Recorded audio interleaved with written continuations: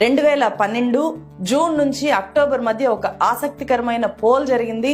Outlook magazine, CNN, IBN, the history channel ప్రతిష్టాత్మకంగా ఈ pole నిర్వహించాయి. మొత్తం 100 మంది అత్యుత్తమ భారతీయుల పేర్లను తీసుకొని షార్ట్ లిస్ట్ చేశారు. కావాలనే మహాత్మా గాంధీ పేరుని ఈ లిస్ట్ లో చేర్చలేదు. స్వాతంత్రోద్యమాన్ని నడిపిన నాయకుడిగా మహాత్ముని స్థాయిని కదిలించకుండా గాంధీ తర్వాత గ్రేటెస్ట్ ఇండియన్ ఎవరు అని అడుగుతూ 3 అంచెల పోల్ నిర్వహించారు.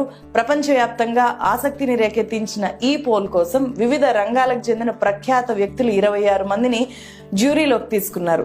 వాళ్ళలో ది హిందూ పత్రిక మాజీ ఎడిటర్ ఎన్ రామ్, మాజీ అటార్నీ జనరల్ సోలి సొరాబ్జీ, ప్రఖ్యాత బాలీవుడ్ నటి Sharmila Tagore, voice of cricket గా పిలిచే కామెంటేటర్ హర్ష భోగ్లే ఉన్నారు. ప్రముఖ రచయిత చేతన్ భగత్, హిస్టారియన్ రామచంద్ర గుహ, పొలిటీషియన్స్ అరుణ్ జైట్లీ, శశి థరూర్ లాంటి వాళ్ళు కూడా ఉన్నారు. వీళ్ళు 100 మంది లిస్టుని 50 మందికి షార్ట్ లిస్ట్ చేశారు. జ్యూరీ ఎంపిక, ఆన్లైన్ పోలు, మార్కెట్ సర్వే ద్వారా 20 లక్షల మందికి పైగా అభిప్రాయాలు సేకరించి 2012 ఆగస్టు 11న అమితాబ్ బచ్చన్ హోస్ట్ గా ది గ్రేటెస్ట్ ఇండియన్ గా డాక్టర్ బాబాసాహెబ్ అంబేద్కర్ పేరుని గ్రాండ్ గా అనౌన్స్ చేశారు.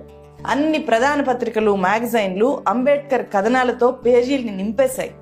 ఓటర్లు ఎంపిక చేసిన టాప్ 10 గ్రేటెస్ట్ ఇండియన్స్ వీళ్ళు అని చెప్పి కూడా ఆ తర్వాత అనౌన్స్ చేశారు. అదే పోల్ను